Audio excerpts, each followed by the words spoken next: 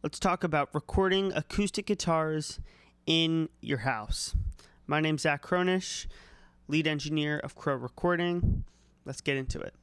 So the first thing you want to think about is your instrument and your recording environment. What does the room sound like? I'll give you a little trick. If you clap and listen to how the tail end of your clap sounds, you'll be able to tell a lot about your environment. Is it very echoey? Are there a lot of reflections? Is it very dry? And that could change depending on where you stand in the room. Right here, I have some foam here on behind me. So if I clap, it's probably going to sound a little drier and less reverberant. So let's hear it. There's some reflection that I'm hearing from the walls behind the camera, but over here it's more damp, and I'm sure from the window reflecting at me as well. Depending on what guitar sound you're looking for your record might change where you want to record. So if you want a wetter sound, a more reverbery, tunneled out, big room, you might not want to record in a home environment like this. You might want to find a spot to record that's more suitable for what you're trying to achieve. If you want a smaller room with a lot of reflections, jump into your bathtub with a guitar and a microphone and it'll sound completely different. Think of the microphone like your ear and where you would want to hear your guitar recorded. Next, let's talk guitar, instrument, the most important aspect of the recording. I have myself here a beautiful Taylor guitar. It's about $600, $700 price point, but I've recorded records with $150 guitars and Fender FA100, which is like a $100 acoustic guitar, and they sound like gold. It's all up to the song and the artist recording it. And all you need is little SM57 like this to get the job done.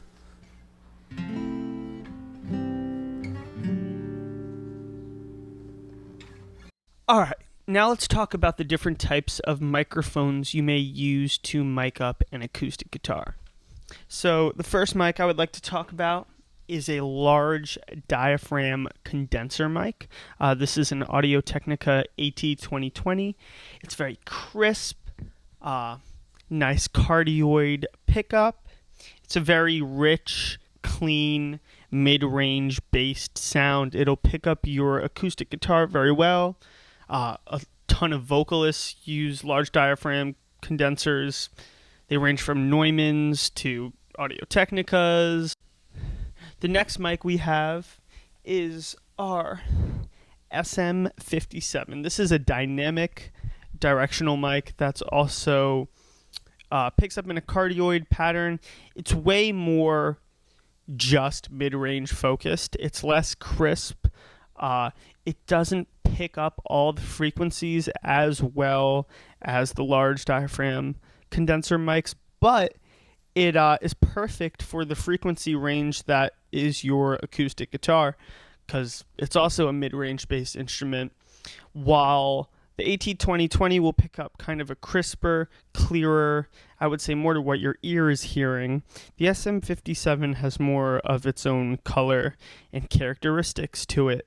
So it really is to each his own and whatever sounds better for your production. Next, we have an older electro voice microphone. This is the RE10.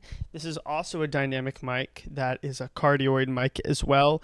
This has a really dark tone. It's more similar to the SM57 than the AT2020, but it picks up sound excellently and gives your guitar a really nice, warm, dark tone similar to a ribbon microphone.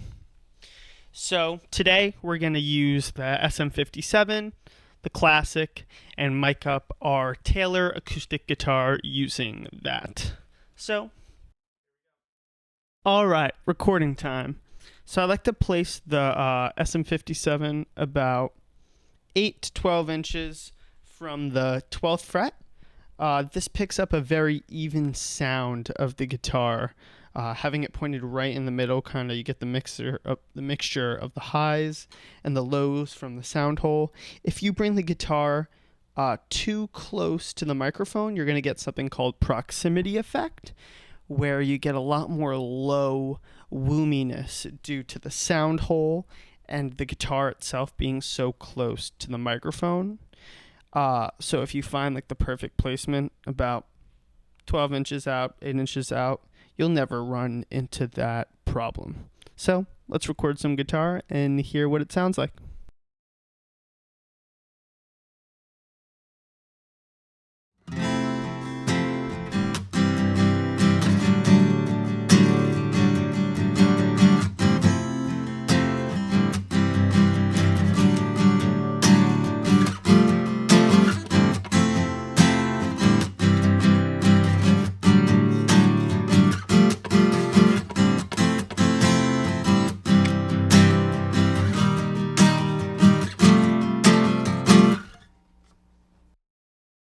Short and sweet. Just keep it an even distance. Make sure you tune before every take. Now let's hop into gain staging and how I like to process the levels going into Pro Tools. So the first part of gain staging, you want to make sure your level is coming in at a good volume. And I like to think about it like filling a glass of water, and you don't want the cup to overflow with too much sound. So as long as the cup is full and not too low, so you're not thirsty and you're not overflowing, you'll always be perfect. And I find that range is usually around -10 decibels. As for some basic mixing on the guitars, I first went for an EQ to get rid of some of the muddiness around 100 Hertz. I like the body of the guitar tone, so I boosted a little around 250, and then there was some sharp presence around 2.5K, 3K that I dipped a little bit. As for normally addressing acoustic guitars, I don't like to do a lot. I don't like to compress a lot. I don't like to do really too much to manipulate the sound of what the mic is picking up, because it does a good job. I have the Maxim plugin just to bring the overall loudness of the guitar up. That's doing some slight compression, but that's really it. And that's not on the guitars itself, it's on the entire mix. Typically, I will record an acoustic guitar part twice and pan them in opposite ears just to create a much warmer, thicker